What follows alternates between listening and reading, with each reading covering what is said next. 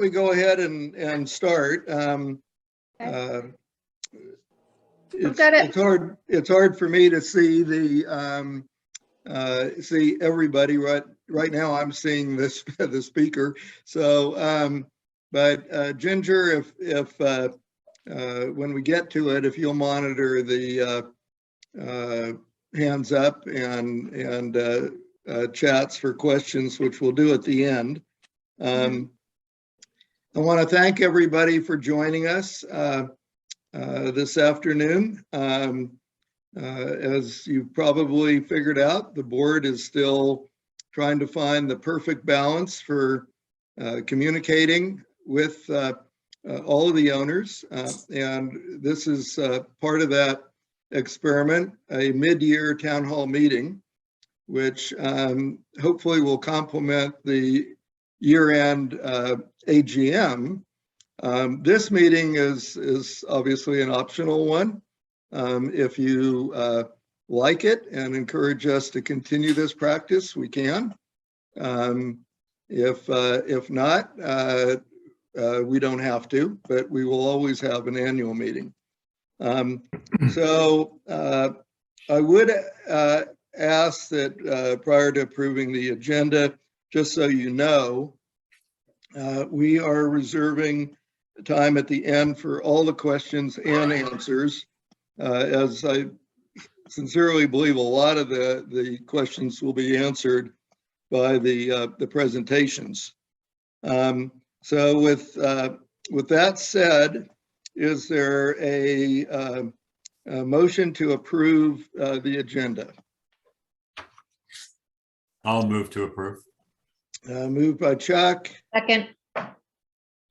There is a second. That was Kathy. Thank Kathy, you. those in favor, please say aye. Aye. Aye. Any nays? Okay, so the agenda is approved. And before we go into the committee reports, and the reason that we've got all of our committees doing a very, very short report is so that all of our owners are aware, one, what the committees are that we have and why.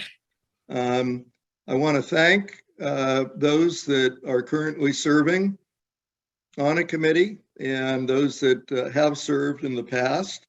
The reason that we started appointing committees is that our staff was getting to the point where they just couldn't keep up with all of the tasks that and research that they need to do for things like insurance and reconfiguration of the gymnasium and what equipment is available.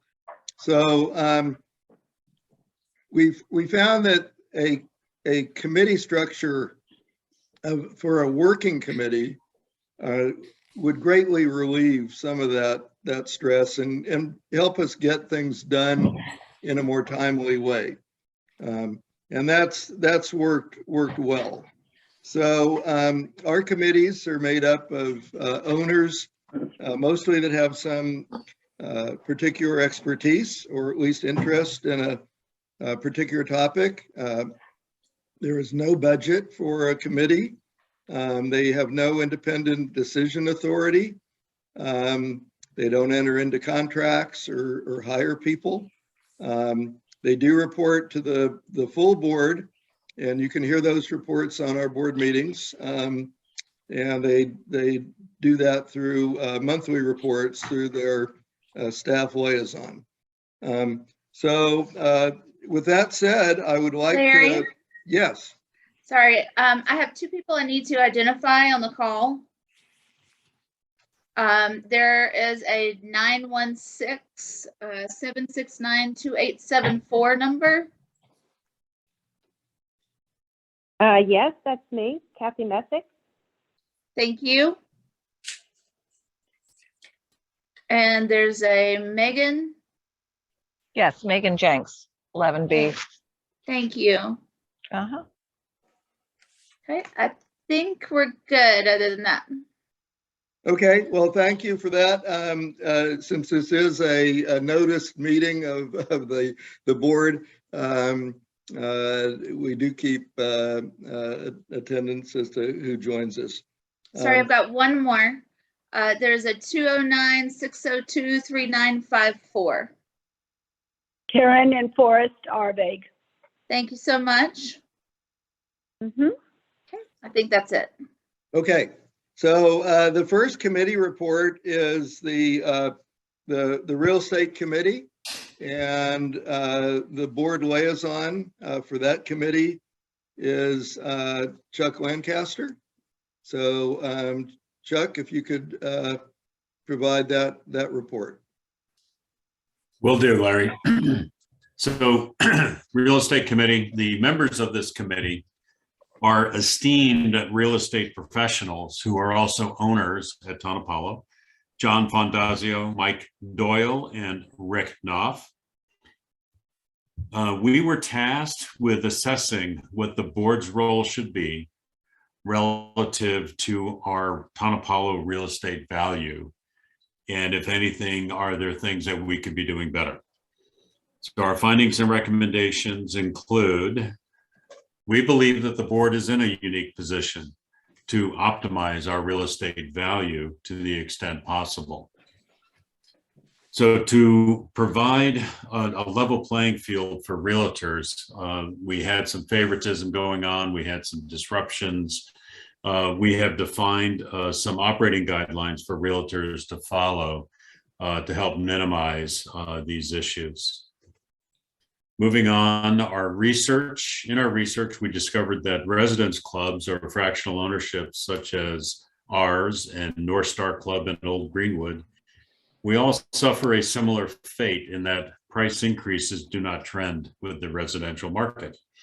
We've all seen what has happened in residential real estate over the past year or two, and we're not seeing that translate into as much of an increase at Tonopalo, so we looked into that. Granted, an investment at Tonopalo is not really for capital gains. It's really for vacation, and that's true for other fractional ownerships as well. So one of the hurdles that we do have, though, in terms of being able to increase value or increase sales, well, first off, I guess you have to have inventory to increase sales, and we don't really have much in the way of inventory and haven't over the last 2 years, which is a good thing, but we're thinking longer term here. But one of the hurdles that we have is providing accessibility for prospective buyers to see our homes outside of the Friday turnover window, or more importantly, to experience Tonopalo firsthand. I call that the puppy dog sale. Tammy and I had that advantage when the Knopfs let us stay at their place for a couple of nights before we bought.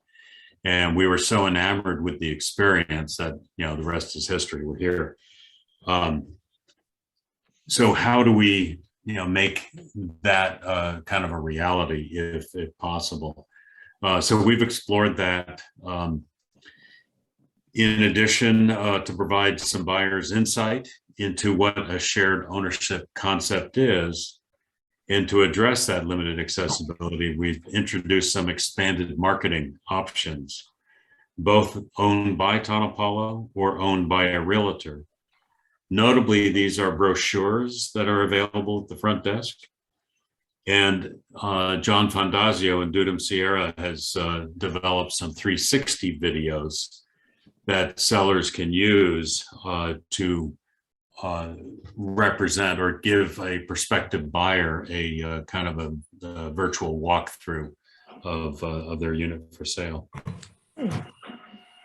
Another hurdle to optimizing value is the seller's realtor not listing their property on MLS, but instead looking to make a double-ended deal to maximize their commission.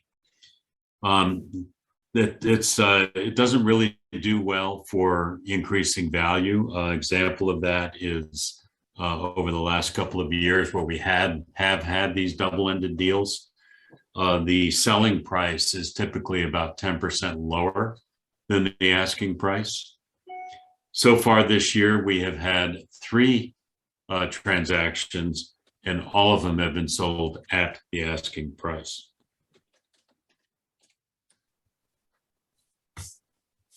Bear with me.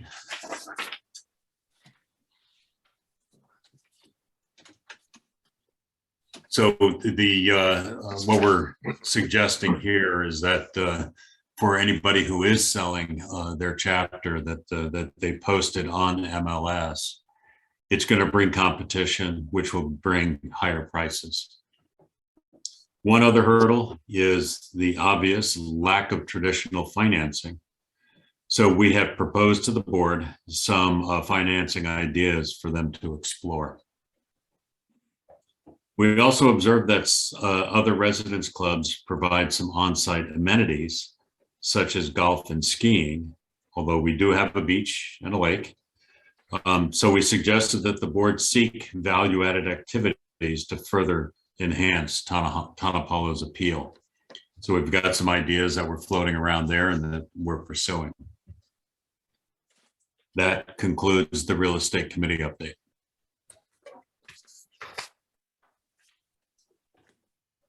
Thank you, Chuck. We also have an insurance committee. And like the real estate committee, everybody on the insurance committee is a licensed insurance agent in the state of California.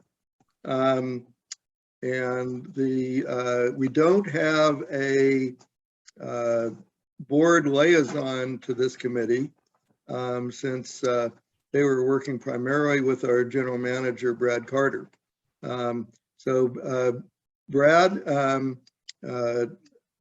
can you provide the insurance committee report? Yes, hi everybody. So I'd like to first start off by thanking Gage Johnson, John Ring, and John Pritchard for all their hard work and dedication to this committee. Without their involvement, I don't know what our insurance situation would look like, but the good news is these talented individuals, knowledgeable individuals, were able to secure all of our policies in time, so there was never any lapse. The most important one, of course, was the property and liability insurance. We have a great policy. Excuse me, Brad. Ginger, would you go to the next slide, please? So we were able to secure a really great property policy, which encompasses the fire insurance, which is the biggest concern right now. We were able to get insured for more money, basically an amount, $30 million. So if the property did burn down, we'd have enough money there to rebuild the property. Previously, it was a lot lower, and we were kind of in the process of upping that at the time. And then the Caldor fire came, which basically all the insurers, including Marina, were hands off. Nobody wanted to write policies for us. So the committee really worked hard over the last year to secure our policies. So just a review, we've arranged our property and liability insurance. We also have excess liability insurance, directors and officers, cyber liability. We never had cyber before, but as you all know, that's becoming an increasing problem for businesses. So we have that now. Automobile, workers' comp, and we just got marina insurance just in time for summer. The boat will be going out on the buoy soon. The marina that has our boat has been closed. They have a dredging project going, and that got delayed due to all of these winter storms we've had in April and May. So we're all set to go for summer, and we're working now for renewals in August. So good news there.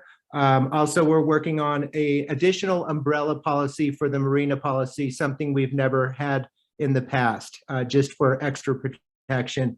I do want to mention on the marina policy, we have a water sports exclusion. And what that means is we're not allowed to do water sports, tow sports behind the boat.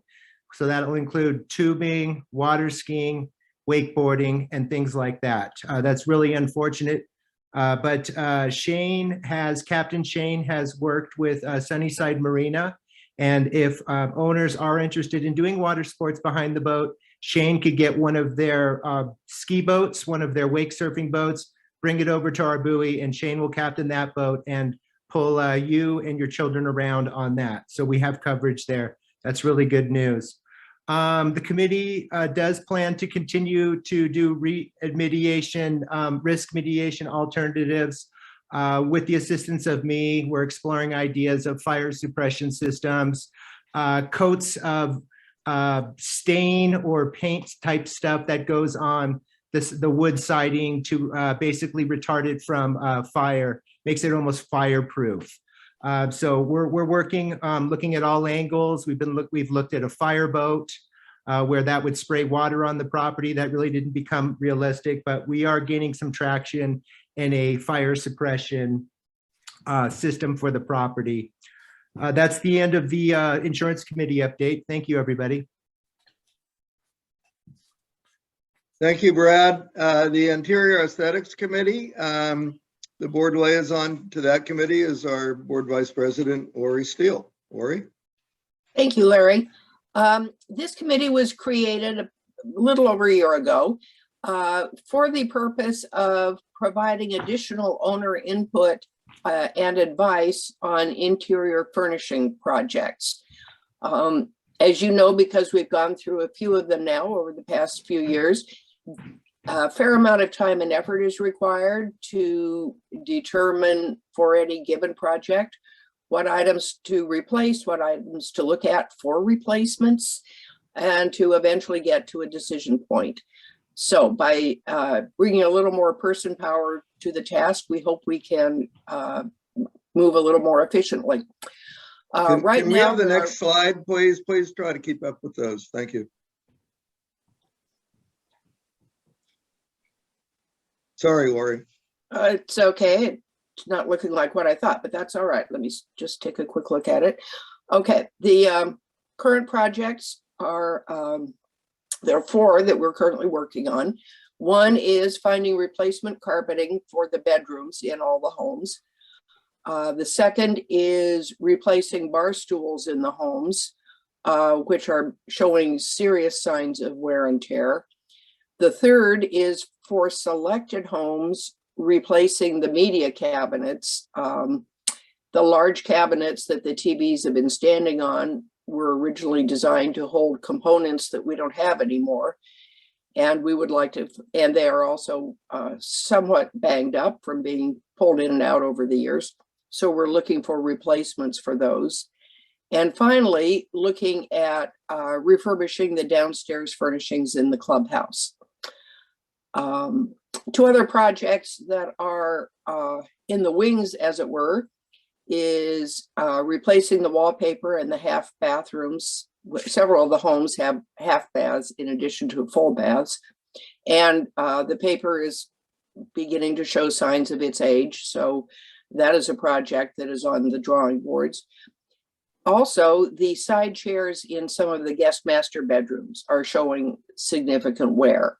And so identifying replacements for those where needed is also something that we will look at.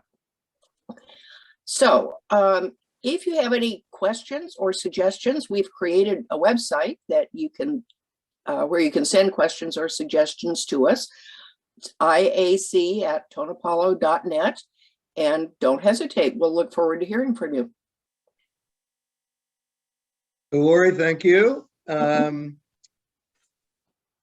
As a result of all the disruptions that we had over the last couple of years with internet and connectivity, especially during COVID, when we had people working from Tonopalo, children trying to do online school from Tonopalo, we had to do something to fix those disruptions and loss of connections. And we appointed an internet committee. This is a pretty technical area and one that I don't understand, but fortunately Jim Harris and David Widdop did. David, could you give the internet committee report? Sure. Thanks, Larry, and thanks for introducing the committee. Certainly hats off to Jim and other owners that have helped us do the work.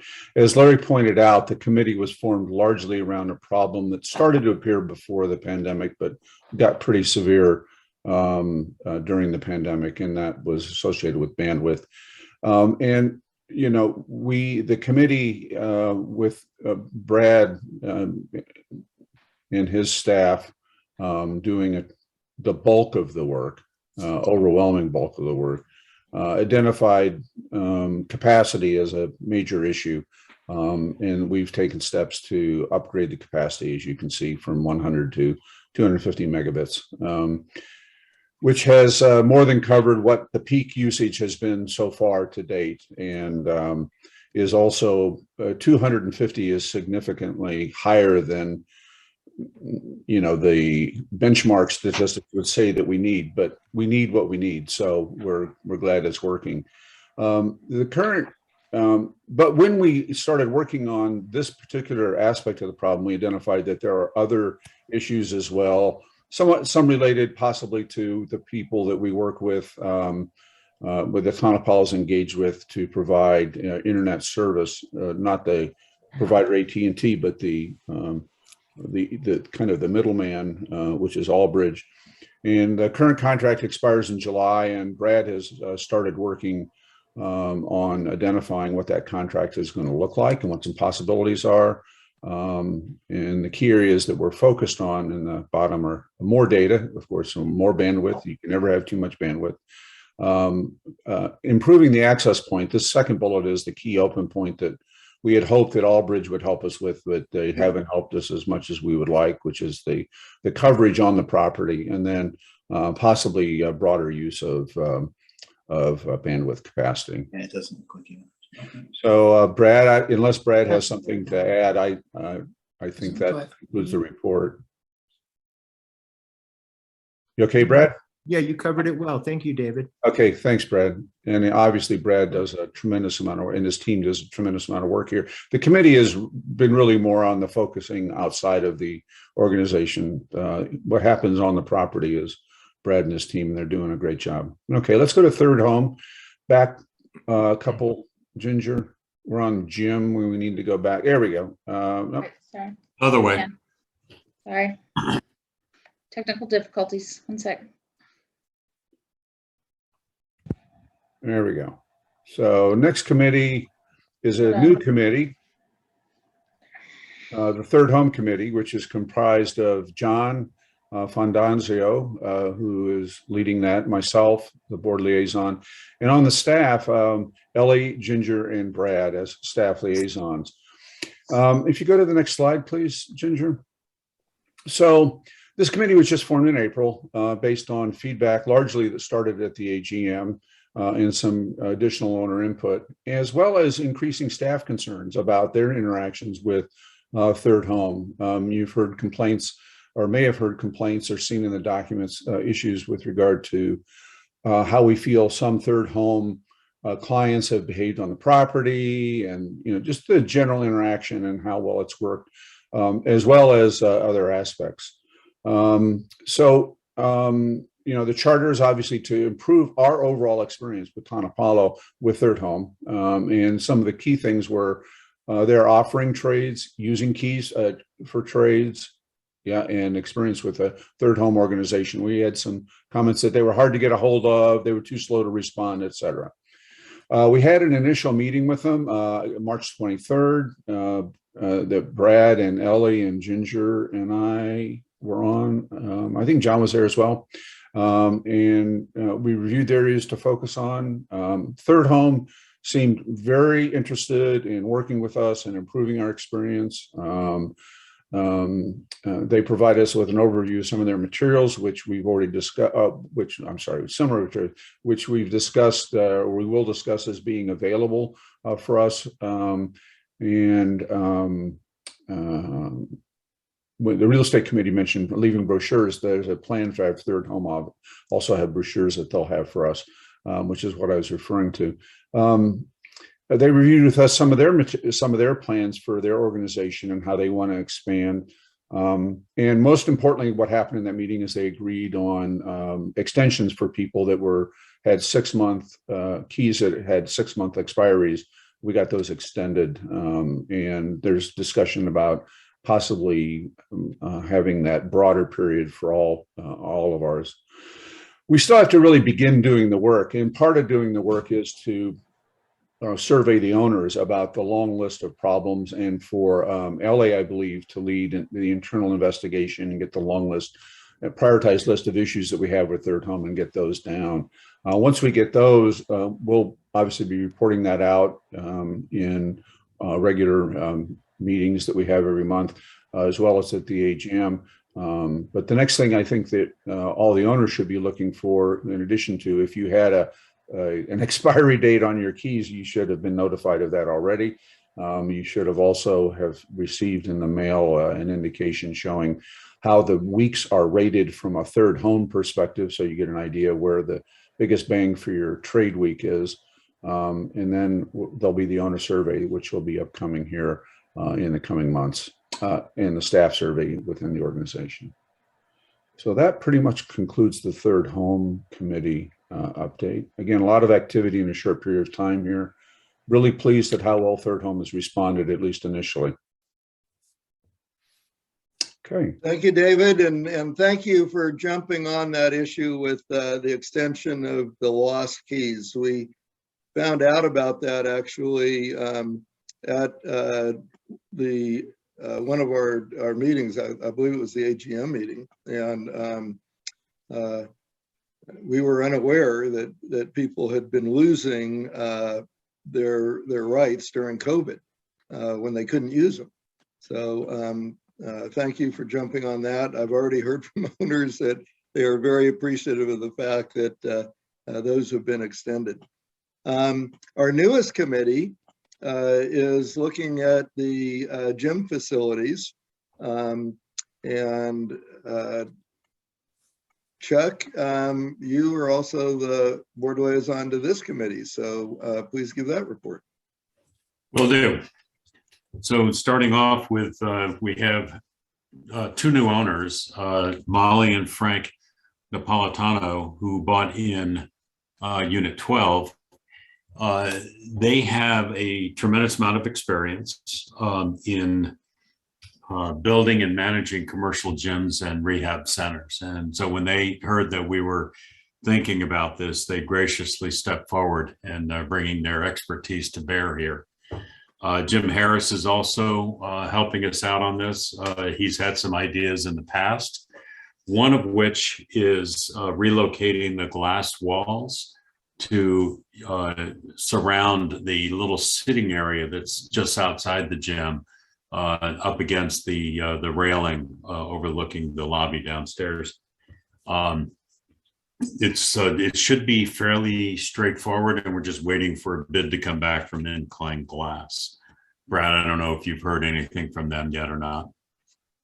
Not yet. I followed up with them earlier in the week, and they're having staffing problems and kind of giving me the runaround right now, but I'll keep on them. Yeah, there's nothing urgent here. But the other thing, though, is while we have completed an inventory and an assessment of the current equipment, some of which we think can live on, some of which probably makes sense to replace or upgrade. But we don't want to do anything specific here until we get the results of a survey. Frank and Molly have put together some questions, and they're going to be showing up in a survey that's going to be coming out shortly. A survey of a variety of things, but that's going to be one of the topics.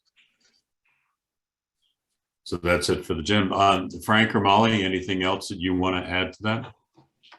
Chuck, you were brilliant. Brilliant. I'll pay you later. Thank you. Okay, well, thank you, Chuck. And again, thank you to everybody that's volunteered to assist and serve on one of these committees. So the next part and the major part of our discussion today is going to be a discussion of our housekeeping facility project and our parking lot snowmelt project. I'll be addressing primarily the procedural issues, and Chuck will be covering primarily the financial issues. Ginger, if you could go to the next slide. So this is the rendering of the housekeeping facility project, which is actually now underway.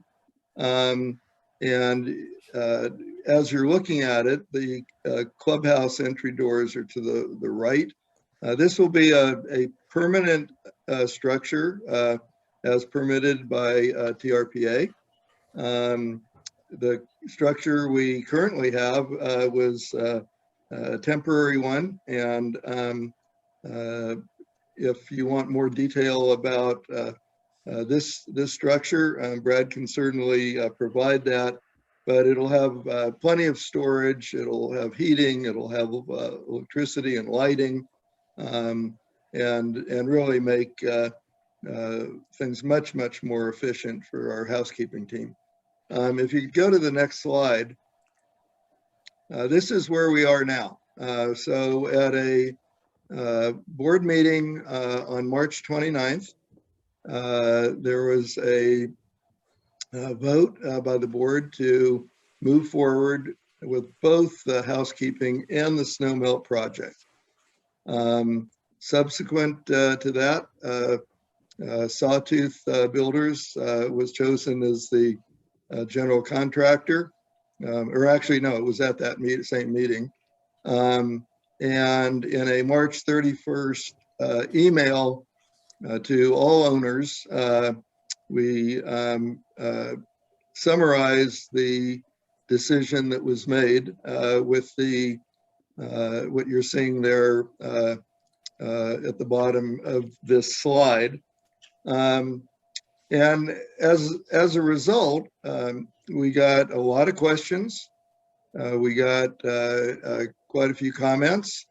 And the one comment that seemed to be somewhat uniform was that while there is broad support for the project, there wasn't broad support for how we as a board communicated a lot of these decisions and the process.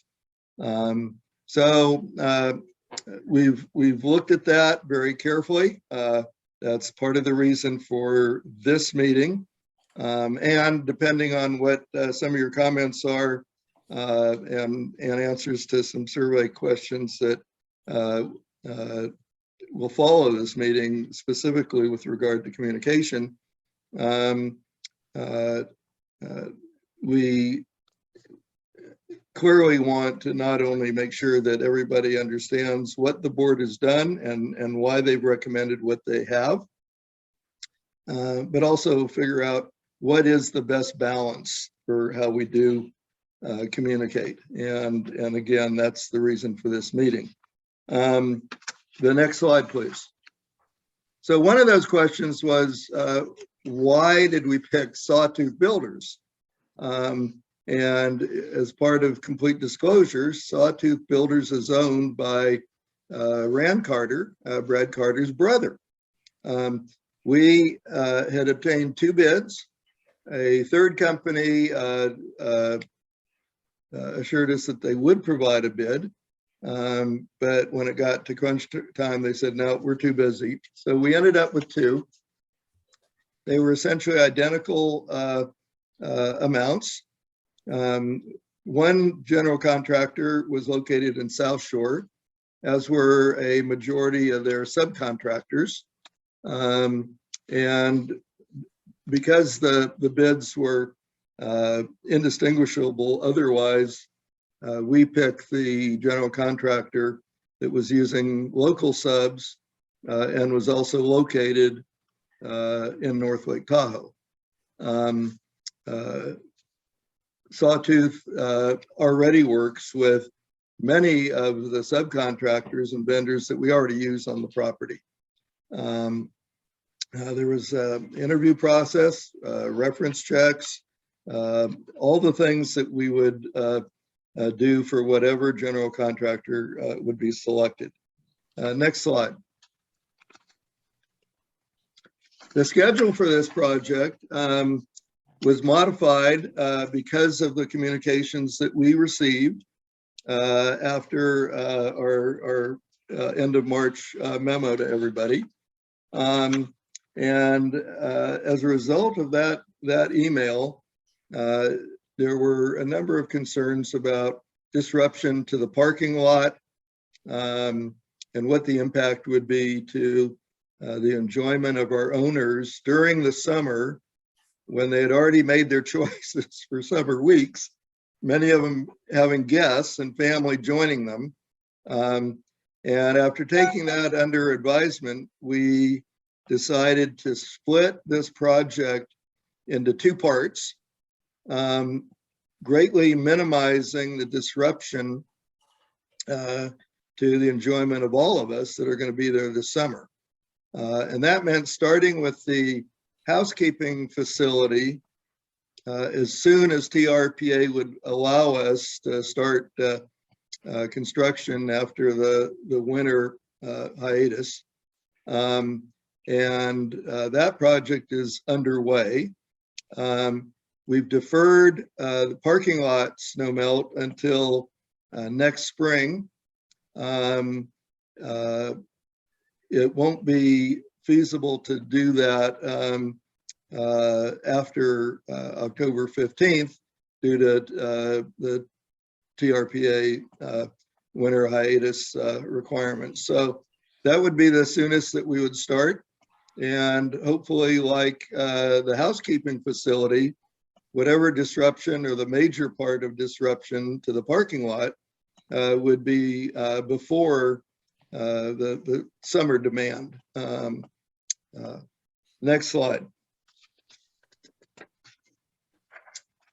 So the housekeeping facility, which is underway now, will take roughly 4 weeks, during which time the parking lot will really be very, very minimally impacted. And that impact was even lessened more than we anticipated when TRPA approved our connection into the closest sewer manhole. They determined it was large enough for all of the capacity, and we don't need to dig the length of the parking lot. So we're anticipating whatever impact there might be to the parking lot to be substantially over actually in the next week, but certainly by June 1st. We are currently ahead of schedule, and as a result of not having to trench the entire length of the parking lot under budget. And even if we had disrupted the parking lot, which might occur at times with construction equipment, especially over the north entrance, we will have OEAs available to help people move in and out should there be some disruption. The next slide. So you might ask, well, why do a snowmelt project? And as I said earlier, this part of it has been deferred. It's primarily an issue of risk of injury due to falling on ice. And I'll show you a picture of how severe that is, and not on an infrequent basis at all. So there's definitely potential liability here. We know about that liability. And if the board doesn't do anything about it, our attorneys have told us that that may actually increase our potential liability, knowing that there is a hazard and failing to do anything to cure it. Our insurance agent also raised the concerns about slip and fall, and suggested that anything that we can do to minimize potential liability will make us more insurable. And then we'll talk about that a little bit more when we talk about some of the fire mitigative measures that the insurance committee has discussed. And then another byproduct of this project would be that we would have less of our labor to manually remove snow and ice throughout the winter. The question as to why now? Well, as we've seen since we started discussion of this project 2 years ago, costs of construction only seem to be going in one direction, and that's up. Also, the parking lot needs to be redone anyway. We've had nearly 20 years of wear and tear, and I'll show you a couple of pictures that show more specifically what we need to fix, whether we do snow melt or not. We have all the permits that we need granted by TRPA and Placer County, but those have an expiration date. Fortunately, we started the housekeeping project within 6 months. You're never assured, though, that you will get an expiration extended. There are procedures to request extensions, but they're not guaranteed. And then, although Brad hasn't been able to calculate an exact amount, we do expect that the cost of natural gas that we will use for running a snowmelt system will be offset by snow plowing and labor savings. Next slide.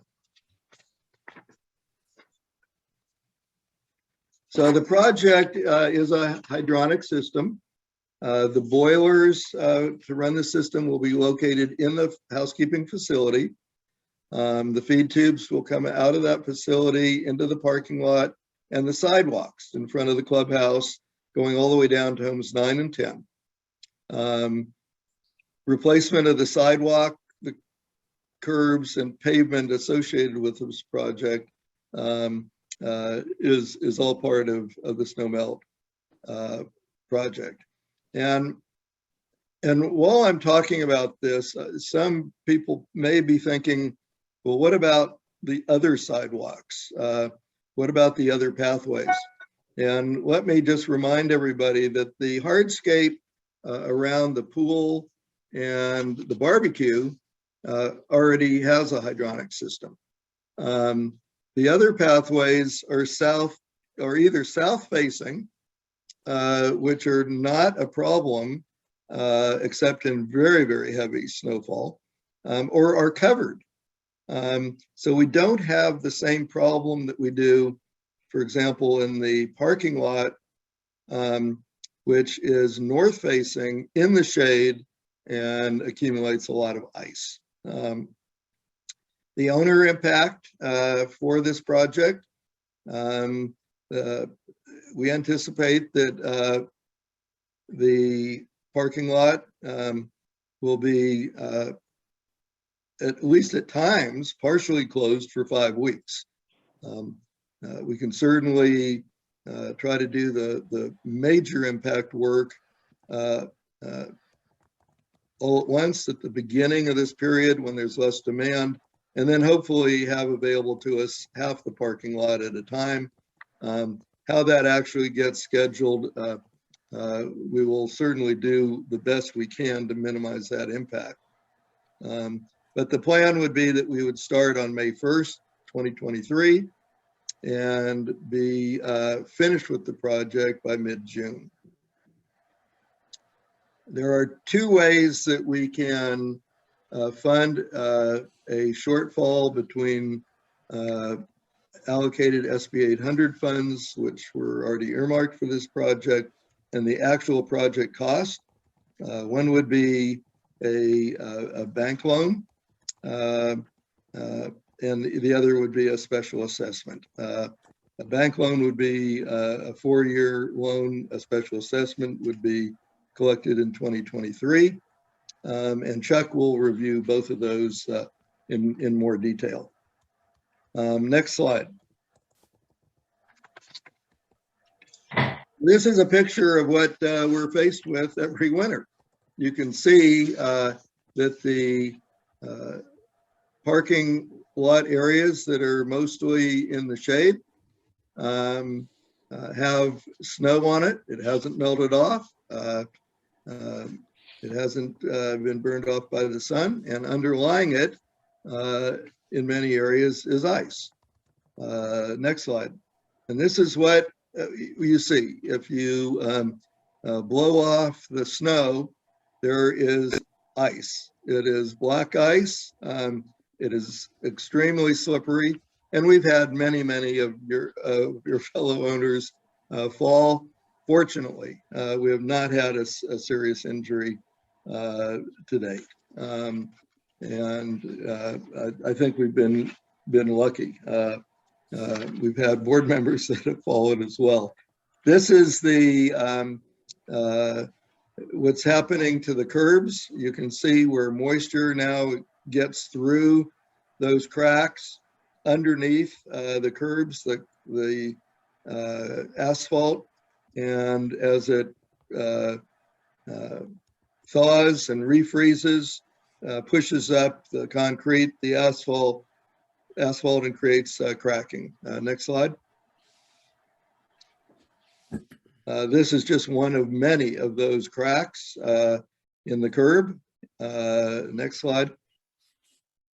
And I'm sure you've all noticed the cracks that occurred and are steadily expanding in front of the entrance to the clubhouse. The snowmelt system in that area obviously will be redone at the same time. So Chuck, if you would take the next few slides going through the financial aspects of this project and what the board has considered over the past 2 years in relation to this project, and then let me know if you want me to jump back in. Thank you, Chuck. You bet. All right, next slide, Ginger. First thing I want to do is ground everybody on the financial aspects of this project, and referencing back previous discussions that we have had, notably March 29th board meeting. For those that were there, we were talking about a total project cost of 1.24 million. And we have now learned that the housekeeping facility portion of that is 280,000, and actually maybe a little bit less if we do truly go under budget, but we'll wait and see how that goes. You do the math and that leaves 960,000 is what we're earmarking as what the snowmelt project cost is going to be. Now, granted, that's going to be happening a year from now. We're still going to have inflation going. So who knows what the actual cost is going to be. So there's a lot of moving parts, but there is from a funding standpoint as well. So next slide, please. So let me now ground you on the funds that are available for snowmelt. So also at the March 29th meeting, we discussed having $835,000 left over in our SB 800 account after completion of the remaining projects. For reference, at the end of March, we had 913,000 in the account. So we had money set aside for those projects. But at that same meeting, we decided to not do the sound attenuation in the 3 remaining homes. First and foremost, the contractor who did the work for us has since retired and moved to the coast of Oregon.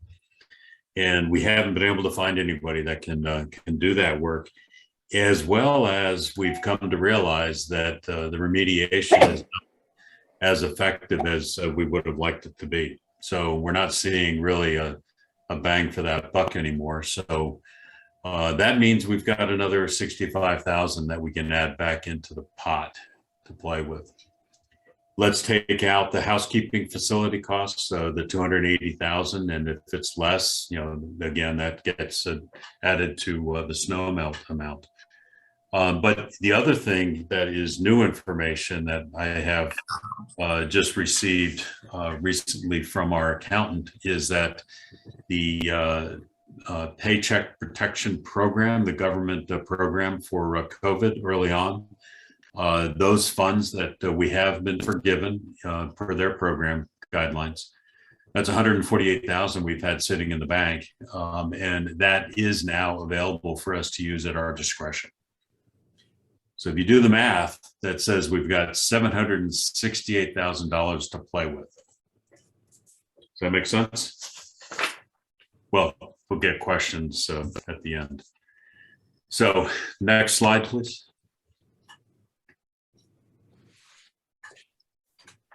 Here you go. Wait, No, other way. yeah. It's technical difficulties. Hang on. Here we go. That's it. All right, so funding options. So again, referencing the project cost of 960,000 relative to the 768,000 that we have in terms of funds available, gives us a shortfall that we would anticipate next year of 192,000. Three options here. Also, a COVID-related government program, the Employee Retention Credit program. We had hired a consultant to come in and calculate what this amount would be and give us the data that we needed in order to communicate back to the IRS to get these refunds. And so 238,000 is what this consultant had identified. And we're just waiting for the checks to be coming in. I haven't added it in because I want to see it in the bank before we count on it. So it's I've been not getting a lot of really clear answers between the consultant and the accountant. They both tell me that yes, we will see it, but again, I would have expected we would see it by now. So anyways, if that happens, problem's over. If it doesn't happen, we're looking at the $192,000 shortfall and how do we fund that? And as Larry already mentioned, would be a one-time assessment, and that would be $1,444 per chapter. Alternatively, we have talked to a bank and they're willing to loan us for 4 years or even 5 at 5% interest.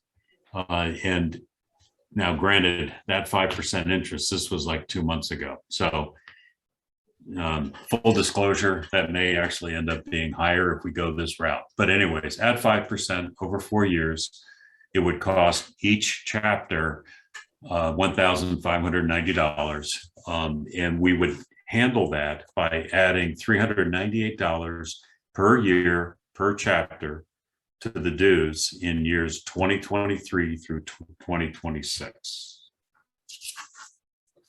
Okay, so those are the funding options.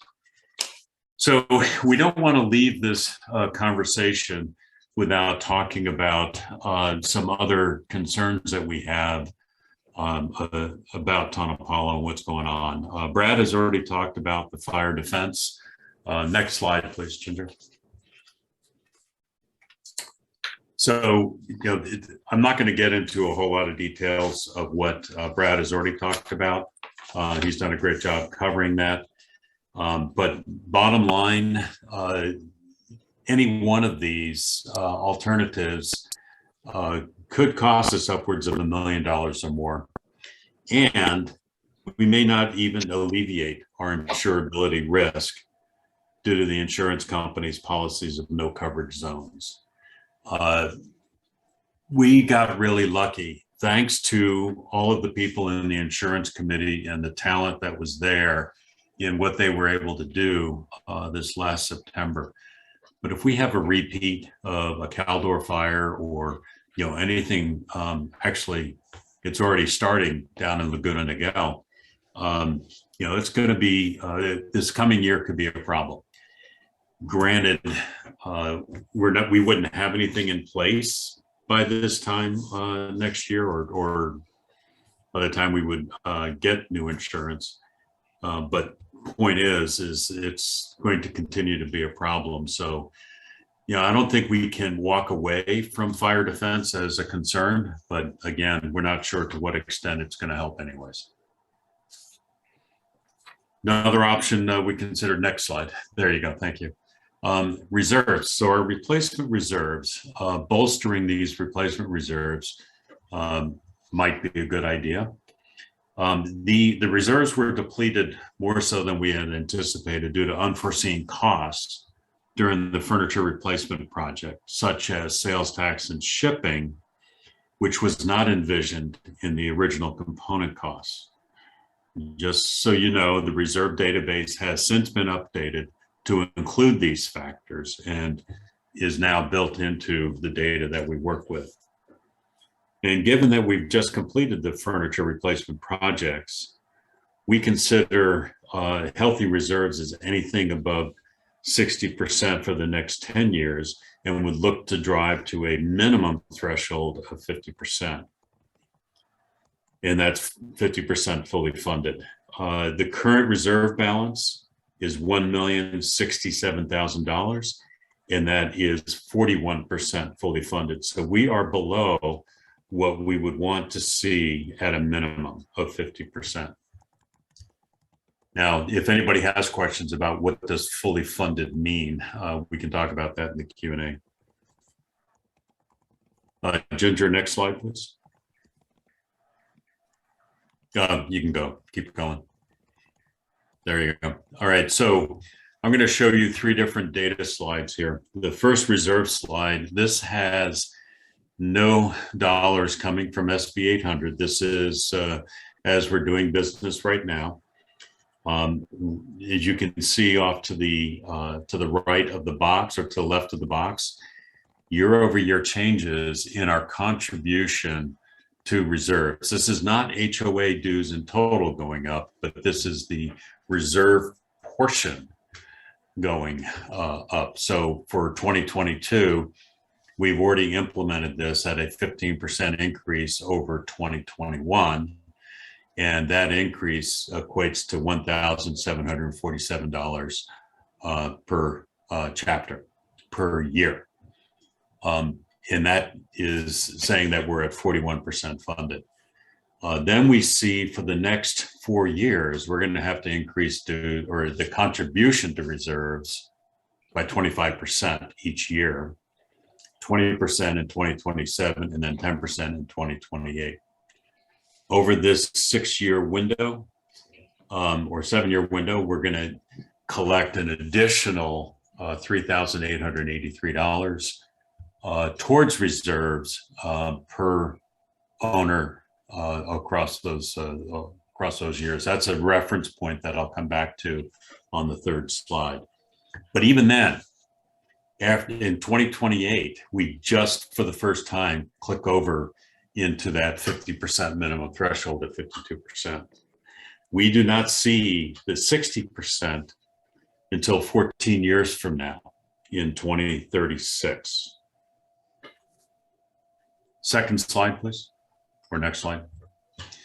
So I'm going to do 2 kind of rough parameters here as examples. Picking a number, $500,000 transfer from SB 800. The annual increases in our contribution to reserves is the same as the first example. So 15% and 4 years is 25% and so on. We're still collecting the same $3,883 across the 7 years as increases, but our percent funded across that entire time frame is in the 50 to 60% range. So we're in pretty good shape from that standpoint with a $500,000 transfer. Next slide. So this is more of a hypothetical because we don't have $1 million to play with in excess funds right now. But if we did, we have majority of it. But this is what it would look like. Here, if we were to move in the $1 million right now, we would go from 41% funded to 80% funded and well above the 60% across this entire horizon. And at the same time, we could reduce our year-over-year increases to reserve contribution by 45%. So we would be increasing at 15% for each of the next 6 years and then 10%. That 45%, that references the fact that we would collect $2,118 of increases over these years relative to the 3883 I talked about on the previous two slides. Next slide.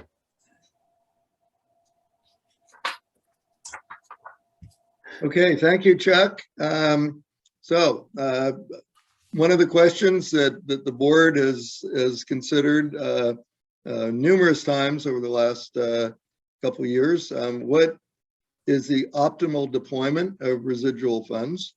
And after 3 years of investigation and deliberation, the board has recommended snow melt for all the reasons that we talked about earlier, but primarily the liability and the risk of falling. But we certainly do want your input, and this is the time for questions and discussion.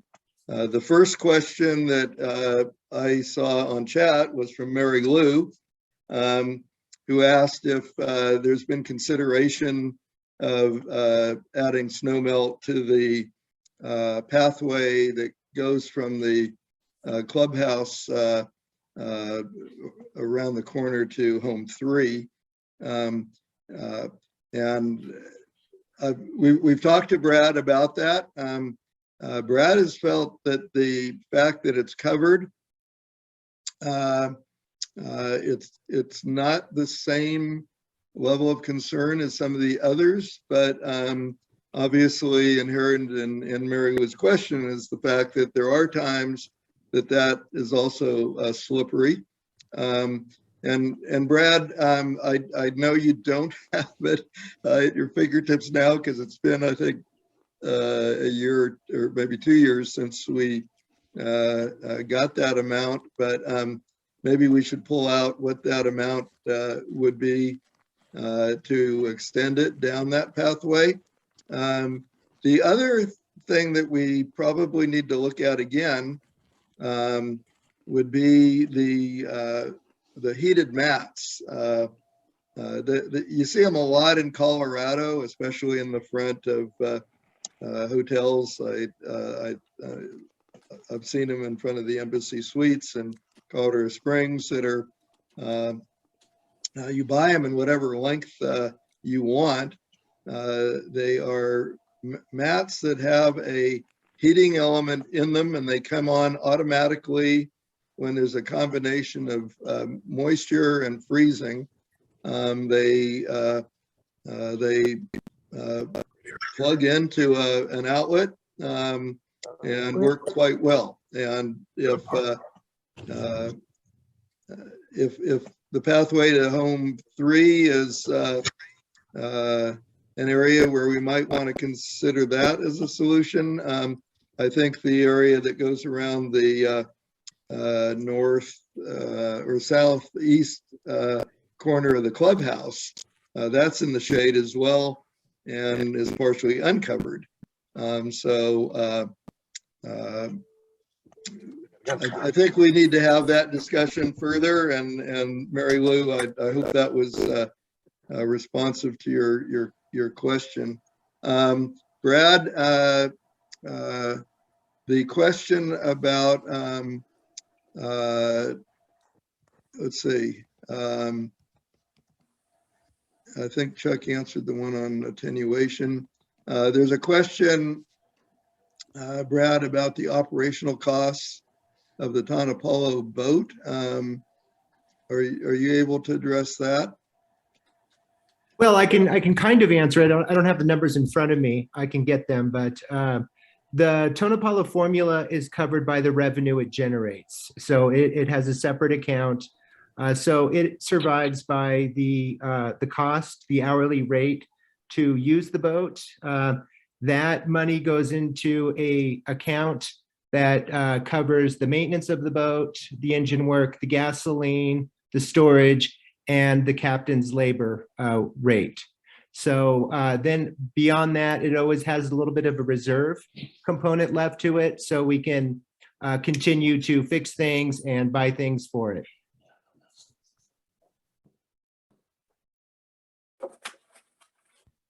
Okay.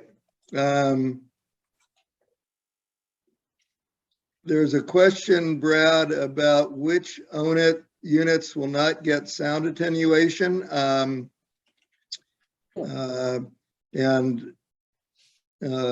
individual owners, by the way, did not pay for the sound attenuation work. Many homes were never getting it because it was only benefiting homes that had the sound attenuation issue to the homes below. And we did recover SB 800 funds for that sound attenuation work. But Brad, do you have offhand which homes were still left to be done? Yeah, 16, 17, and 18. And just a little history on that project.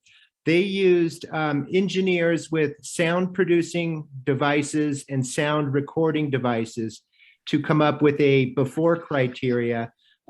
Just to make it simple, what they had was a knocker on the upstairs home, knocking on the floor, and then down below they had instruments that measured that sound to get a before measurement. There is I'm listening to Tonopalo. There is a range, like a stated range, where different sound levels go into different categories, like low-income housing, and then on the high-end luxury housing, which would be a level of soundproofing. So the engineers, sound engineers, the general contractor, and floor companies came up with a plan to get that knocking sound into the luxury range. And they were successful in doing that. But what that doesn't address is real life situations, dogs playing with tennis balls, toddlers running back and forth, people with high heels or cowboy boots, balls bouncing. That still comes through. There's another problem with the venting, that sheet metal ducting that carries the heat it carries the sound as well. Another tragic thing that we noticed was we were getting rid of the beautiful solid hardwood floors to replace with because of height restrictions with all the soundproofing materials that went in, to a laminated floor that is very vulnerable to water and moisture, and it's a floating floor, so it kind of buckles up.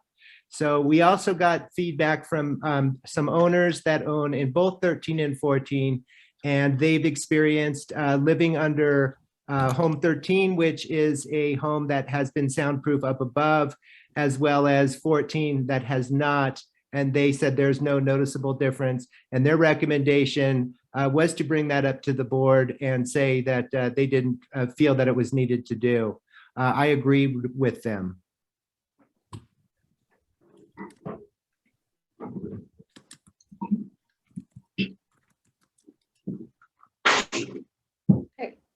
So I see that we have a question regarding what the dollar limit is that the board can approve for improvements.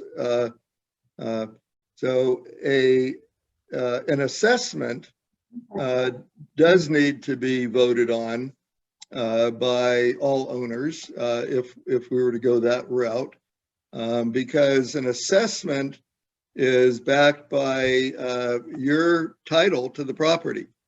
It is secured by the property itself. The items that are budgeted and are included in, or we be paid for through our annual dues or funds that are collected from reserves, or in this case, funds that are allocated through an SB 800 process, are considered board discretionary.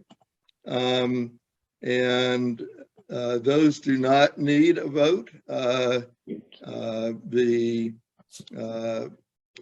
laws regarding and pertaining to this are all incorporated in the in Davis Sterling. And we have had that discussion because this is a question that's come up. I think you may have raised it before, or others, that, but it has been addressed by in discussion with our attorney. But the Davis Sterling requirements are available online, and so we clearly are not in jeopardy of being in violation of any state law in proceeding with these projects. I think, Ginger, I am not seeing any hands up, and I don't know if I've missed Fail, chat and questions. there are several questions in the chat. Can you see the chat, Larry? Yeah, no, I know those have been the ones that I've been addressing. So Okay. Yeah. Just making sure. Larry, there's one from Rich Bechtel, especially in light of our projected reserve shortfall. What sort of increases should we expect to our annual dues over the next 3 to 5 years? Rich, this is actually something that I have looked at. And to be honest, given what's going on right now with labor costs and with inflation, it's hard to predict. But what I had put together was between a 4 and 5% per year kind of an increase. And that's not including a snow, we did the loan for the snow melt. So I don't know if that answers your question or not. Yeah, that's perfect, Chuck. Thank you. Okay. So it's Marty Posey. I've asked this question 3 times in the chat and somehow you haven't seen it. Oh my. Have we conducted an on-site, in-person reference or 2 or 3 of the snow melt system? Somebody else that's using it and using it successfully. Okay, I think Brad can address that. Waterworks is the premier installer of snowmelt systems in the certainly the North Lake Tahoe area, but I think Reno as well. So Brad, can you discuss the experience we've had with Waterworks and what you know about that? Yeah, Waterworks does a lot of the Lakeshore Boulevard snowmelt systems in their driveways and entryways. They also do a lot in Marty's Camp. They were the one that was selected for both the contractors that did this job. So they seem to be the go-to people for snowmelt. I don't know, I haven't checked with any of these owners on if they're happy with their snowmelt systems. Those people are very private, and you just can't call them up and start talking to them. But I do know it's a good company, and they're the ones that did the majority of our water heaters for the water heater project. We replaced all 19 water heaters, and all but 2 water heaters they did on the property. The other ones we had to go smaller because of the unit size. But our normal plumber, which is North Shore Plumbing, we asked that plumber to do the whole project, and they said it was way too big for them, and they recommended we go to a bigger company that could handle that kind of capacity and that level of work. So that's what I know about Waterworks, and I have been working with them for the last 3 years at Tonopalo. Brad, So I'm also actually familiar with Waterworks, and it's not so much about them as a company, but I've had experience with other places that have a quote unquote snow melt system. And it's kind of like having, in floor heating. Sometimes it works and sometimes it doesn't. And I would really think that maybe they've had some installations other than homes on what is it, Lakeshore, Lakeview Boulevard, that we could actually get some references for, because, I don't think we want to be putting in a system that, and maybe it'll work great. But I've experienced it not working great. And I don't know if it was that particular snow melt system. There's some issues with it. So I think a couple of on-site reference checks to really understand how it works would be prudent. So Brad, we clearly have time to do that. I think it'd be a good idea to follow up at least with some of the I think more public projects that they've done in the area. And I think Dave Sweet's question is perfectly in line with this as well. Brad, can you tell us, and I'm not looking at the contract right now, so you may recall it, what is the warranty with the snowmelt project and expected service life? I can't quote that without looking. I would just be giving misinformation. I could definitely find that out and get back to you, David.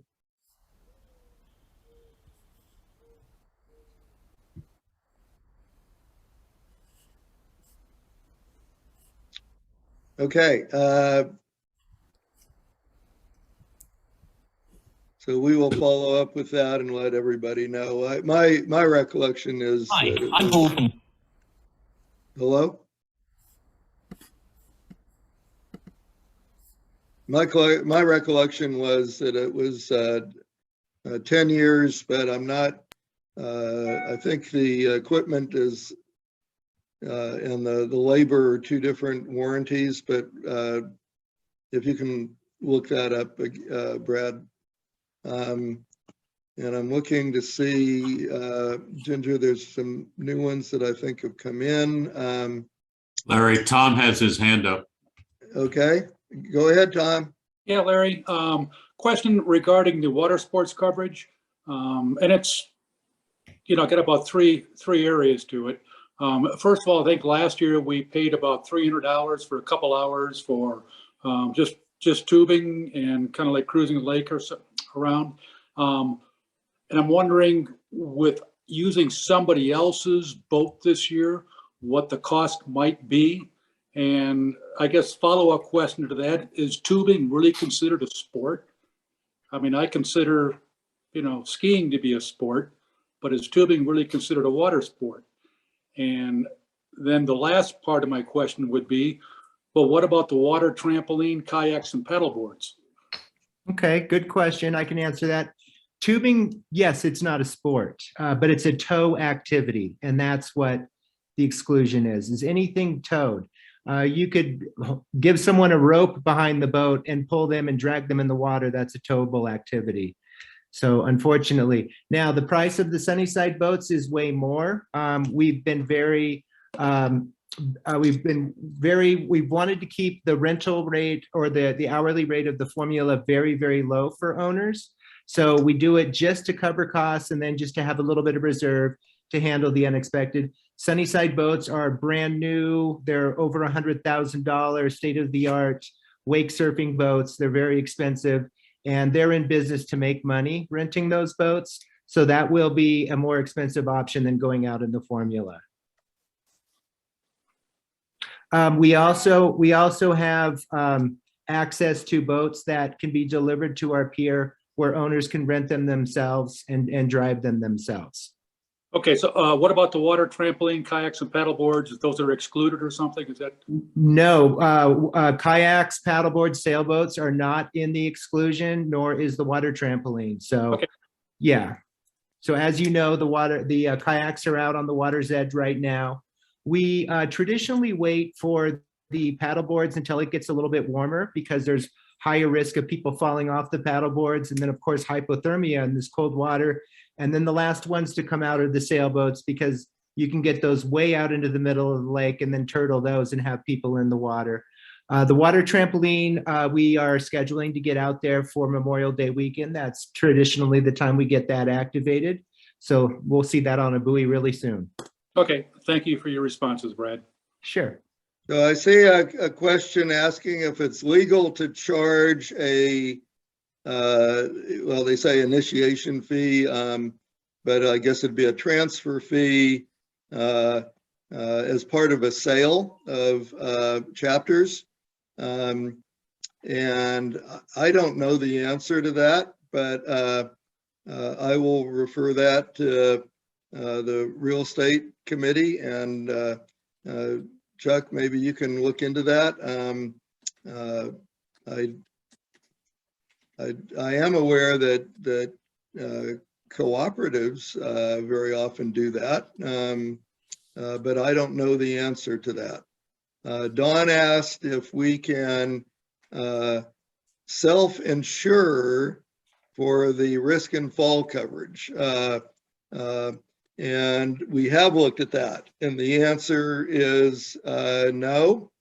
The insurance laws in the state of California are pretty restrictive, and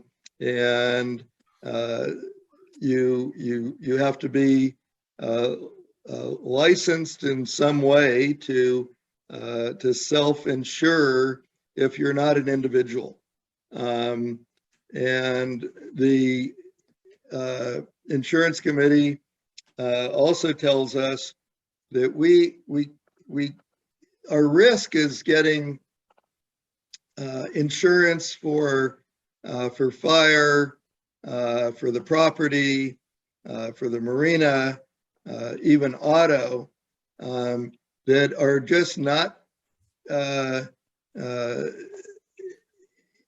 for example, if we created a $5 million deductible, and we were willing to insure ourselves for $5 million.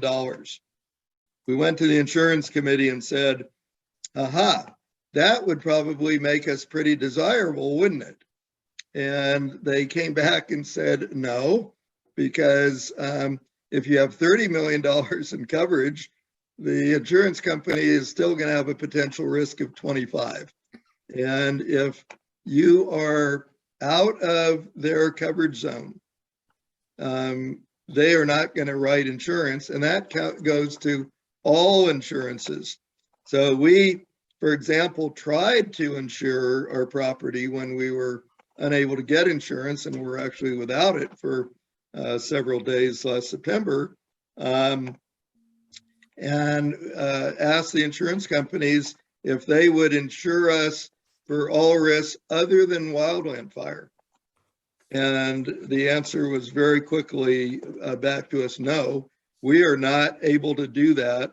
The insurance commissioner in the state of California approves all of our insurance plans. They take several years to process and get approved, and we have no such coverage to offer you that would exclude wildland fire. So we can look at that in some other ways, and maybe try to explore some creative approaches to that. But the answer right now for that is no. As Brad said, we looked at a fireboat.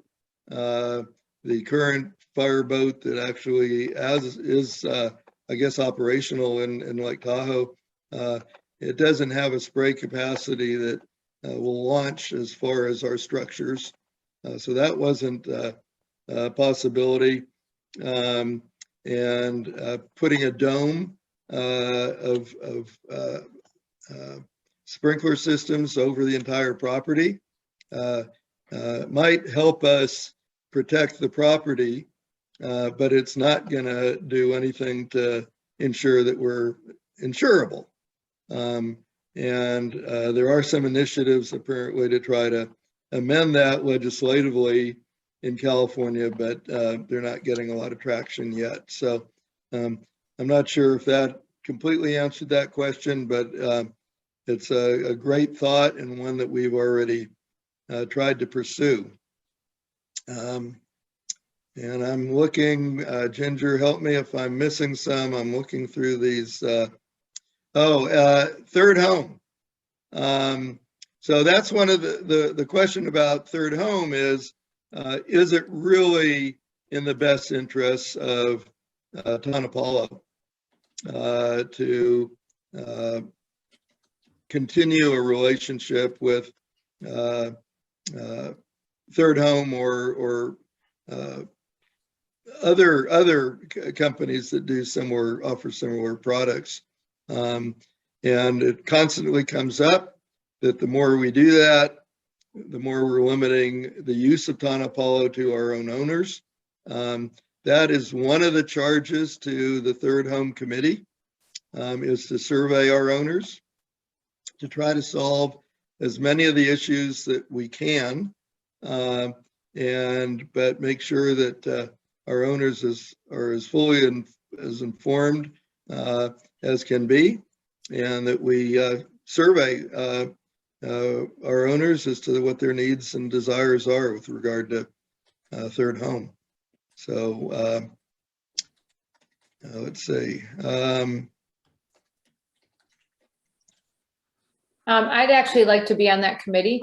How do I do that? Who is that? It's Jake Souza. I think it says Judith on mine, but it's Jake. Okay.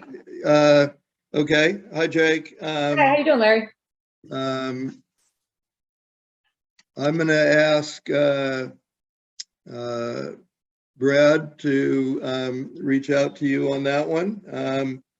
I've done a lot of research, and I think that I would like, before that survey goes out, I've done a lot of research and talked to Third Home in great lengths, but they're doing a lot more just right to use as opposed to ownership.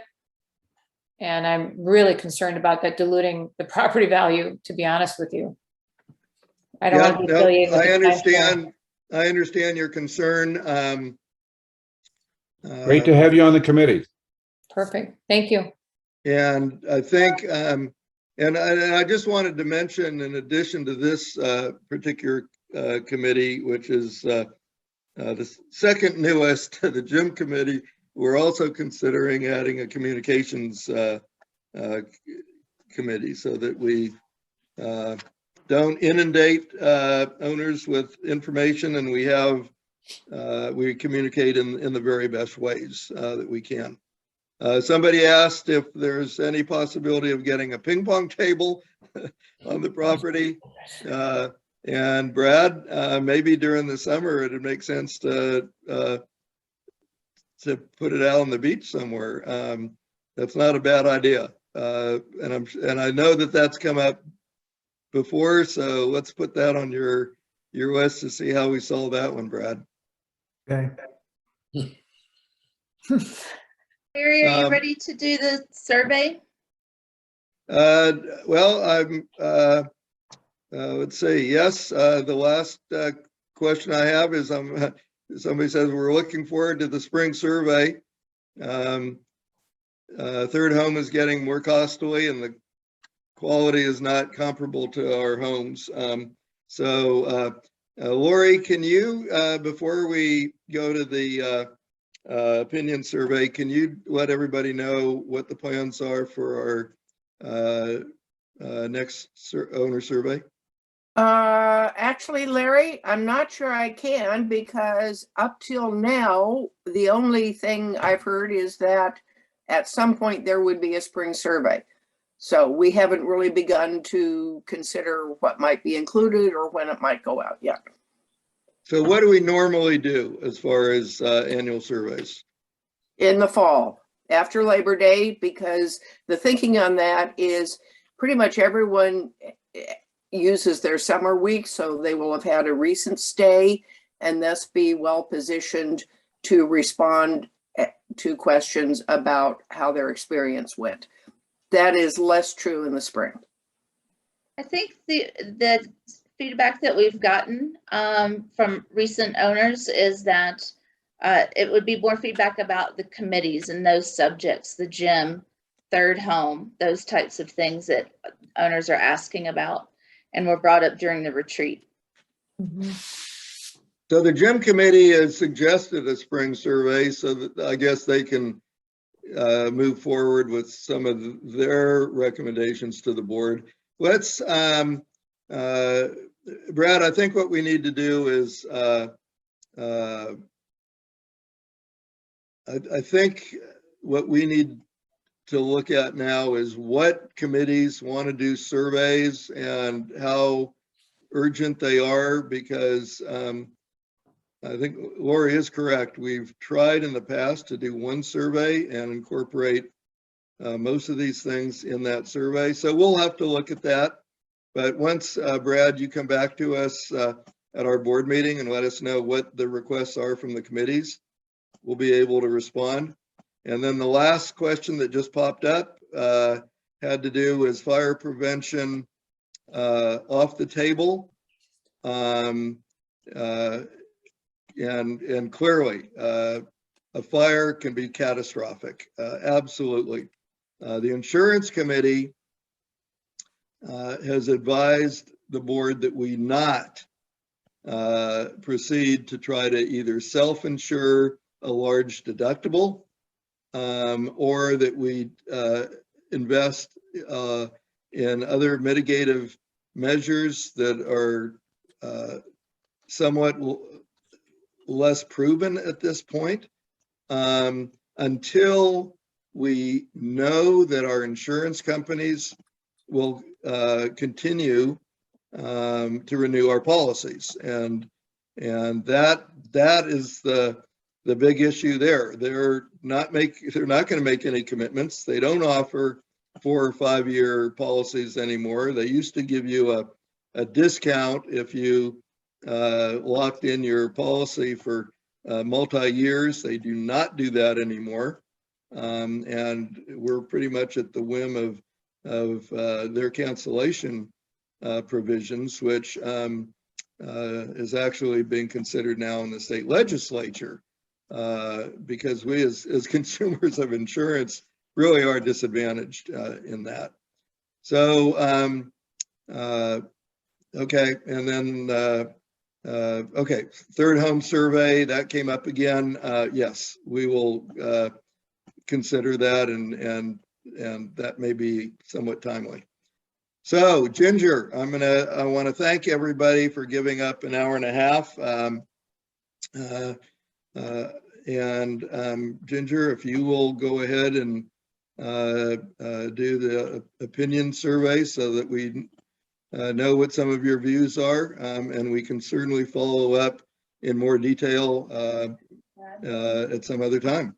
Thank you. Larry, I have, you might want to mention, I know it was in the reminder Ginger sent out, that people who wish to listen to the recording of the meeting can do so. They need to send a request to Ginger. My question would be, will the survey also be provided to those owners so they have an opportunity to provide their input as well? Well, my understanding from Ginger is yes, it will be. The glitch, the only glitch she mentioned to me is what the format is, and it may have to be SurveyMonkey instead of the product that she's launching right now as we speak. But yes. Excellent. Thank you.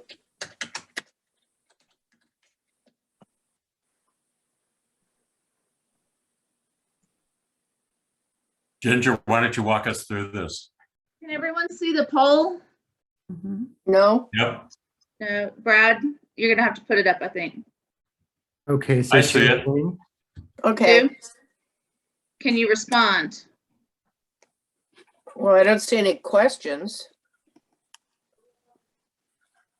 It's going to pop up in a separate window.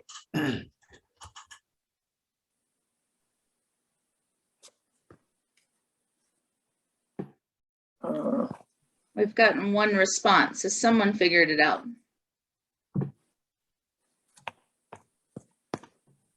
Yeah, I can populate the answers. I don't think I should because it's not my survey. So, but it popped up on my computer.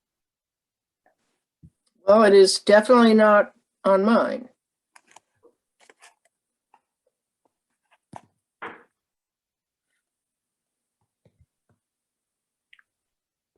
Can everyone else see it? I see it, but I don't think anything happens when I check submit. Because did you answer on number, if you don't answer on number 4, You're muted. you Yeah. can't submit. So And number 4 is, I think, a little confusing because if you agree that the snow melt's the right thing to do, I would suggest maybe put in other for Okay. number 4. And then. Okay, yeah, Chuck, you're exactly right. That's what's happening. worked. Yeah. Okay, Yep, You that need to works. answer all the questions. Well, you answer them, but there's no, I mean, I agree with a snow melt, but I think fire is a little bit more, should take precedence right now, but that's just my opinion. Then you would Check the box. you would answer number 2 as a disagree, and you would answer number Right. 4 as wildfire defense. Right. But I don't disagree that we should consider the snow melt eventually. So if we answer other, that means we concur with the snow melt? Yes. Does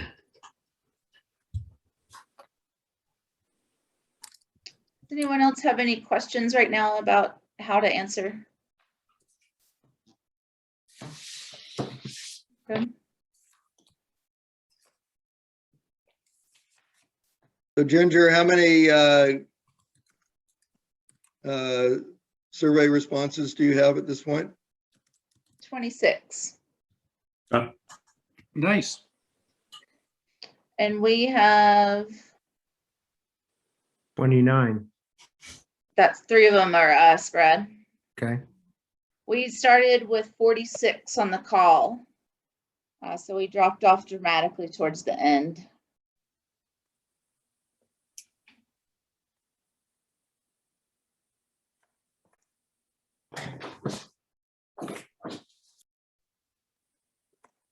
So Ginger, are you able to see the results at this point or not yet? Are you ready? If- We'll put them on the screen. Okay.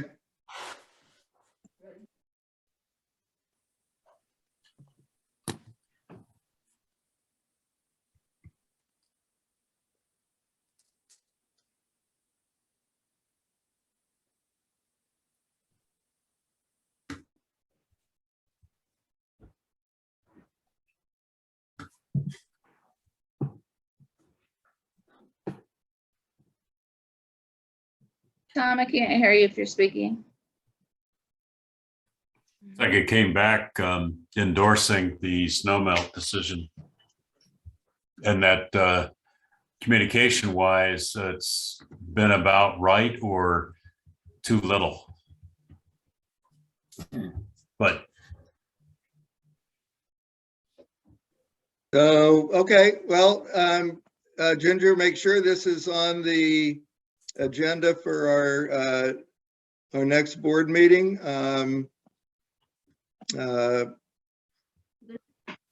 as I read the communications responses, I think we still have some work to do.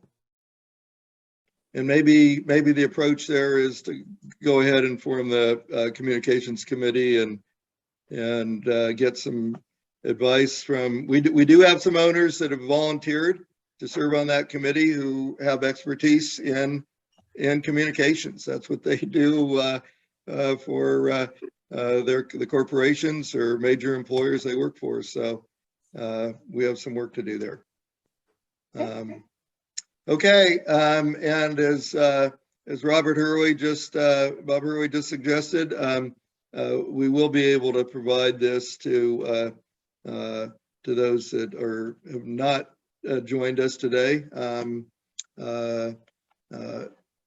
and get their viewpoints as well. So thank you, everybody. Have a good evening and a good weekend. Thank you. Thank you. Thanks, Larry. Thanks, everybody else. Thanks, everybody. Bye-bye. Thank you.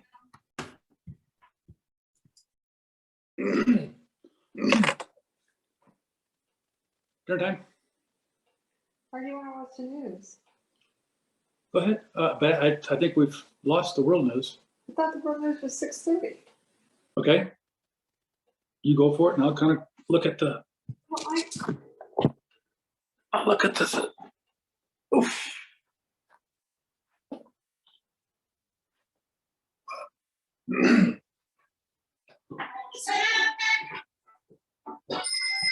Ozempic is proven to lower A1C. Most people who took Ozempic reached an A1C under 7 and maintained it. And you may lose weight. Adults lost on average up to 12 pounds. In adults also with known heart disease, Ozempic risks of major cardiovascular events such as heart attack, stroke, or death. Ozempic helped me get back in my type 2 diabetes. Ozempic isn't for people with type 1 diabetes. Don't share needles or pens or reuse needles. Don't take Ozempic if you or your family. See budget-friendly displays, cooking demos, and enter to win an outdoor fire pit with seating wall from Gloria Landscaping. All this and more at the Auburn Spring Home Show on May 13th. do you want CBS or ABC? CBS 13 app on County 2 Books. Download now. They're coming on at 6:30. Both of them. 6 little kids at a school in Riverside. You want CBS or ABC? Ships possibly race the pot. Deputies were called to the school at about 11:30 after 6 students got sick. Investigators know the student brought the chips to school and then shared them with others. One student shares her experience of what happened. It tasted funny, and so I had 2 of them, and then I stopped eating it. I guess, yeah, CBS was the only one. So I guess that's what we're saying. The current condition of the student who ate the chips is unknown at this time. Check this out. An amazing display of selfless heroics was on display in a harrowing traffic situation, and there were multiple heroes involved. And check this out. This is a group of strangers. They're all coming together here to save a driver's life in Florida. It started when that vehicle started drifting into a busy intersection. You see it there. One person started then chasing after the car, and several other drivers then jumped in, stopping the vehicle. Then one used a dumbbell to break in through the window there and reach that driver, who police say had suffered a medical emergency behind the wheel. Police posted the video in hopes of finding this group of heroes, and they've already identified a few of them, in fact. Wow. Got another heartwarming story for you. Our crews down in Southern California did a great job of covering the fire in Orange County. And take a look at how crews went above and beyond to make a rescue. So that's Brianna Kavinsky on the phone right there. I got a call from her parents about the fire in her neighborhood. She rushed home looking for her cat. Firefighter heard her talking and asked where the house was, and he went and said, "You know what? I'll get your cat." Rescue that cat named Nivens. Listen. I know they have all cute things. We all right here? You all right? Yes, everything's drying COVID. She's just happy the cat is alive. Caltrans reopening a mountain pass this afternoon after bringing a boulder that was blocking State Route 108 at the Sonora Pass. Crews picked up the smaller pieces and reopened the road this afternoon. So good work by them as always. All right, let's go to your first alert weather. Things are starting to heat up. Are you ready, Christine? It's just a couple of days. I think we're gonna handle it, but it makes us Hi, a Boomer. little nervous when we start to see that. You just talked with the group. And then warm temperatures That's my comment. combined, I think they're gonna thank it's this gonna job. be strongest in some of the areas that have. He talks too much, Of course, dry vegetation. This is the trend we have seen the last. If you couple say of that, I'm gonna days. kill you. Temperatures popped up about 10 to 20 degrees yesterday, and then a few more degrees today. Still very comfortable. Our temperatures were in the 70s today, at least here in the valley, 60s up in the Sierra, and up in the mountains, we saw some low 50s. We're headed up. It was still a cold night last night, but as this system begins to build, we'll see milder temperatures not only here, but up in the mountains and the foothills. This high pressure is going to generate stronger northwest winds, and we have seen the southwest breeze throughout the day today. But as this begins to build, we'll start to see the stronger winds develop. through the day tomorrow, but strongest during the day on Saturday. Blustery winds along the coast, northwest winds 10 to 20 miles per hour, even stronger in San Francisco, 68 degrees, 80 degrees in Santa Rosa tomorrow. Napa Valley will see temperatures right around 80. It is going to be cool overnight once again in the foothills, but daytime temperatures will be in the mid to upper 70s tomorrow. Few high thin clouds overhead, northwest wind 10 to 15. Gusting to 25. It is going to be chilly once again to start. Parts of Columbus County, Quincy, 30, then 71 for a daytime high tomorrow. So 40-degree difference from early in the morning to later in the afternoon with 60-degree temperatures. In Tahoe, we'll see those temperatures also climb closer to 70 over the upcoming weekend. Upper 40s, low 50s, seasonably cool overnight tonight. Light north winds to start the morning. We'll see those pick up throughout the day tomorrow. And daytime temperatures, Chico coming in at 82, light northwest wind 10 to 15 miles per hour. So there's a gradual warm up tomorrow, just barely above average. So we're in the low 90s. We're going to pop down a few degrees on Monday, still above average. And looks like we're going to continue our trend of dry weather with above average temperatures for the next 7 days. And that will be the case as well. Look at the temperatures in the Bay Area, beach weather, coastside, 80-degree temperatures as well in the foothills. And we're finally going to see some 70s. Look at the overnight lows in Tahoe in the 40s instead of those 20-degree temperatures. So a much warmer, almost summer-like weather pattern ahead. Sarah? Weather looking almost as good as that dress you got on. I love it. Republic FC has made it to the round of 16. I'm going to tell you how they got it done. Plus, the Warriors look to shake off a blowout loss to the Grizzlies. Mike Brown tells us why him and the guys aren't too worried. Stay with us. Sports is next. Nora? Here's what we're working on tonight. The desperation from parents as the baby formula shortage grows. The new action from the White House to get formula back on the shelves. And the important warning from doctors about what not to do when rationing your supply. That's tonight here on the CBS Evening News. So here's the plan. Your two-time bowling average in the last 36 games of league play. This qualifies you for PBA membership. Are interesting just that, but if you can grow just one short content, these best to get.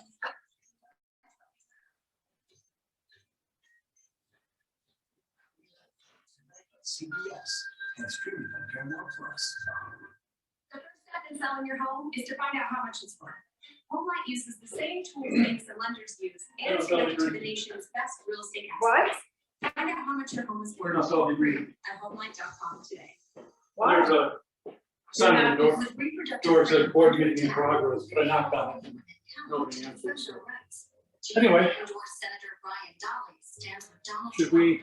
Dolly wants to rule out abortion rights, punishing doctors. It's why women and Planned Parenthood support Gavin Newsom, a lifelong defender of the right to choose. Newsom took on Texas's restrictive abortion law.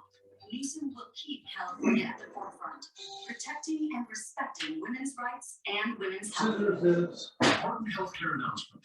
If people Should be, sisters are up there. If listening in some environments has become difficult, we are requesting your participation in a special program called the 30-Day Challenge. Hearing Life Hearing Centers are seeking people with hearing difficulties to evaluate a new digital mini hearing aid now being released. To take part in this event, you must call. Please get a pencil and write down the number below. All people with hearing aids or hearing difficulties are wanted to take part in the 30-Day Challenge, evaluating a new high-tech device that sits discreetly behind your ear. This hearing aid is Bluetooth enabled and is rechargeable. All hearing assessments are performed at no charge for those taking part in the challenge. Participants will try these hearing aids for 30 days. Call the number below and take the Hearing Life 30-Day Challenge. For District Attorney, Tin Ho prosecuted violent criminals and hate crimes. But he knows protecting people means preventing crime with drug treatment and youth intervention, public safety, not politics. Tin Ho for Sacramento. You're a champion. So you're not a quitter. Hands up. Do what you're supposed to. Champion 2. And you're a star. And you shine. That's what you do. How much wine you got left in your bottle, in your thing? I don't know, but you're welcome to it. Yeah. There's another bottle. There's another whole bottle in there. Sarah Hodges with you. Republican FC is headed to the round of 16. Last night they defeated Phoenix Rising FC in the U.S. Open Cup, advancing to You get a call. the third time. You get a call. No. Defense has been stellar. You couldn't handle it. They recorded their third straight How do clean you sheet. know? I know. They managed to keep out some good looks on 8 different Phoenix corners, including that penalty double save right there that you saw. The offense did their thing, right in the back of the net twice, spoiling Rising's chances of advancing to the round of 16 for the first time in club history. The U.S. Open is a mid-season tournament that calls itself the National Championship of American Soccer. So who will Republic play next? Selection show is going on right now, so hopefully we're gonna have that answer for you tonight at 10 o'clock. To the hardwood now, the Warriors could be chilling, waiting for the Western Conference Finals to start, but instead they're game planning on how to eliminate Memphis in 6.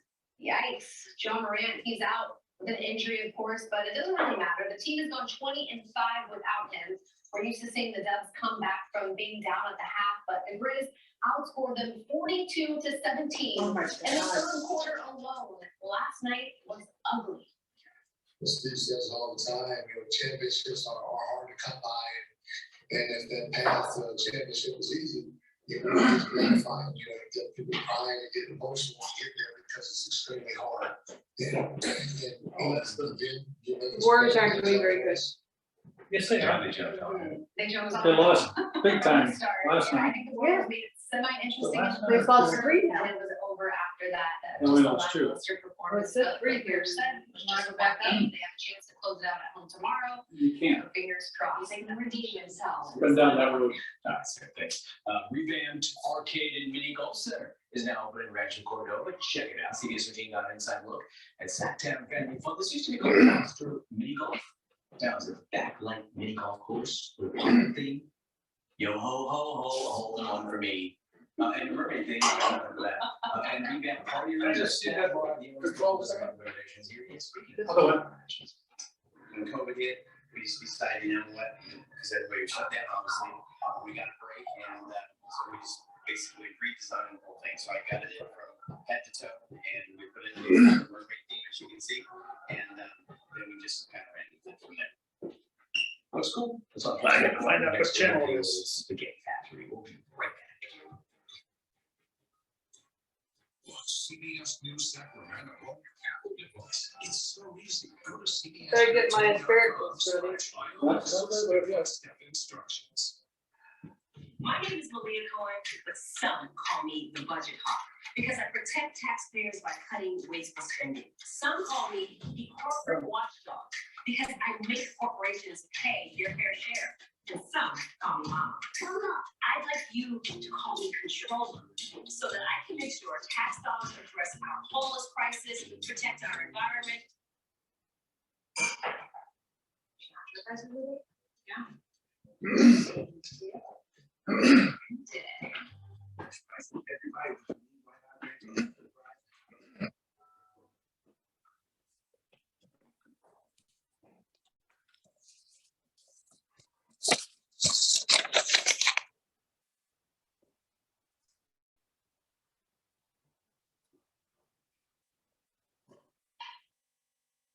Unsuccessful challenge.